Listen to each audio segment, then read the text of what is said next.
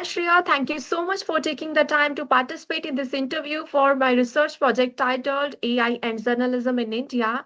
So, this is a part of my MSc dissertation at Brunel University, London. And today I'm really looking forward to learning from your professional experience.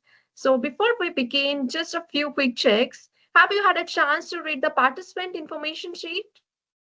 Yes, That's great. Have you signed and returned the consent form? yes, Cool. Are you comfortable with this interview being audio video recorded for academic use? yes.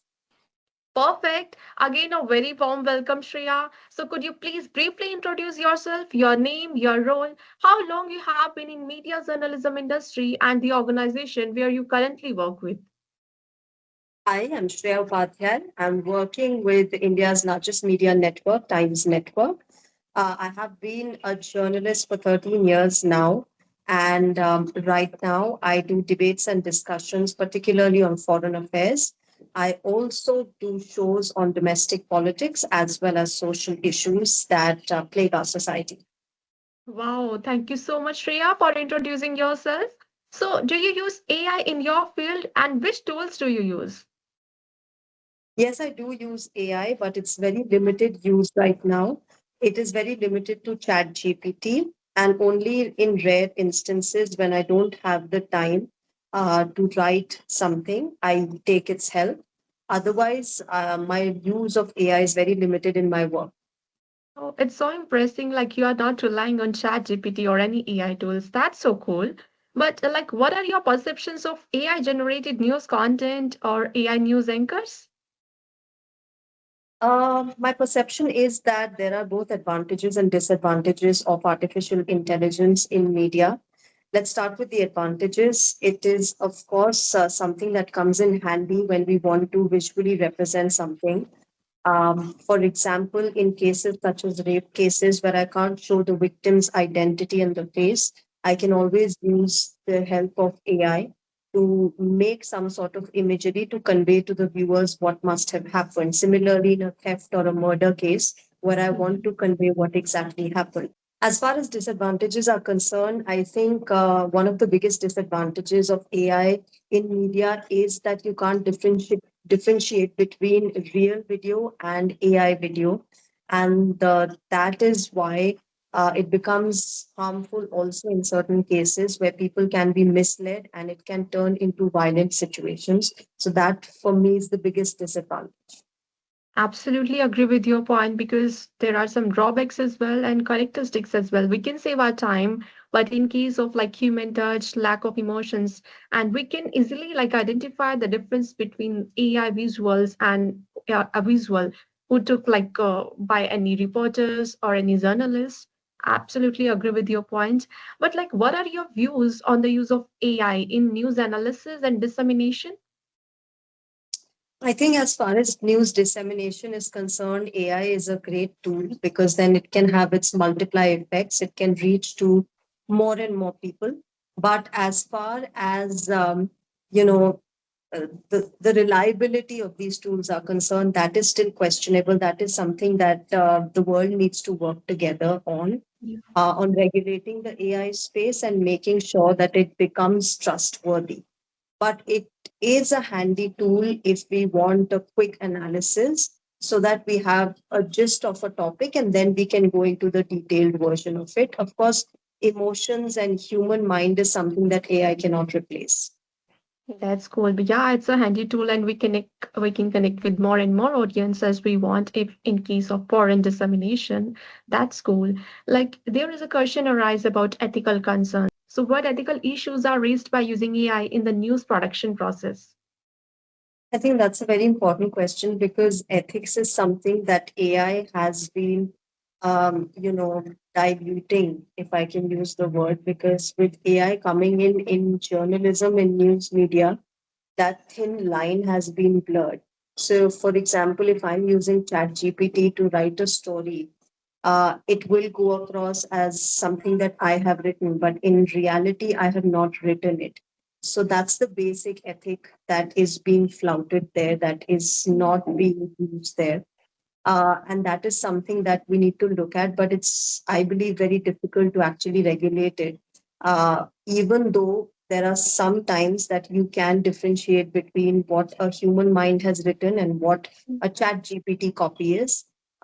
Yet it is being used increasingly in newsrooms because people don't have the time and they Mhm. want quick stories and quick analysis. Yeah.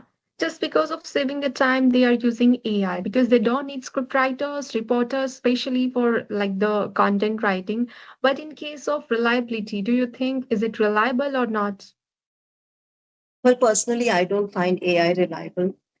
If I receive a video, I will always cross check it with our ground reporter or our stringer, or go myself and check on ground whether it has happened.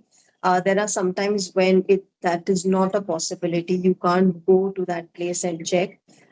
So in such situation, we tread with caution. We don't completely rely on artificial intelligence because, as I said, that it's very difficult to differentiate between what is a real video and what is an AI generated video. So that line is still blurred and it becomes difficult. So 100% reliability and dependency is something that I don't do as a journalist on AI. That's cool because we still need humans like ground reporters who can actually check the news is fact or not because sometimes AI can spread false information, fake information. So we still need humans to check out is it fact or is it fake information? That's cool. I agree with your point.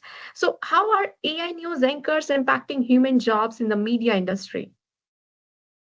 Here in India, it's not so much. There are a few news platforms, especially television channels, who are using AI anchors, but it's very limited. It's in a testing phase. They usually come for a minute or two to show the weather news or some quick wrap of news.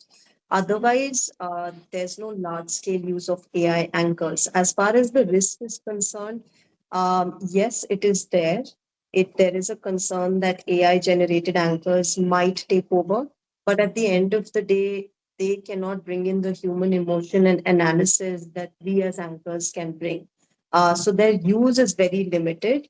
They can be used in emergencies. They can be used to, attract people to television and see your channel. But as far as deep diving into various topics is concerned, that I don't think AI generated anchors can do. So, as they cover only specialized news like sports or weather related, so do they work 24 into 7? No, they don't work 24 into 7. They have specific slots which are assigned to them, and they only work for that. Even AI anchors are used only for those particular slots, but not very frequently. So, as per the audience views, like what do you think? Do you believe AI anchors could replace human presenters in the future, or will they coexist and why?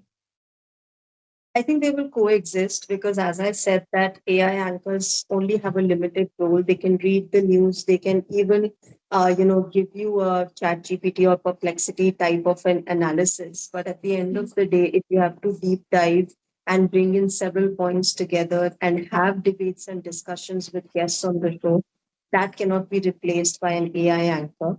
So I feel that they will coexist if they do in the near future. Absolutely agree with your point, Shreya, because yeah, we will totally rely on AIs because they can't give human touch, they can't express emotions. So probably there are some chances they will coexist in future as well. I totally agree with your point. And thank you so much, Shreya, for your valuable insights. And your responses have been incredibly helpful for my research. So I will stop the recording now. Would you like to have any questions and anything you would like to ask from me? Or you would like to add anything before wrap up? No, thank you so much. I just like to wish you best of luck for your Thank you so reading. much.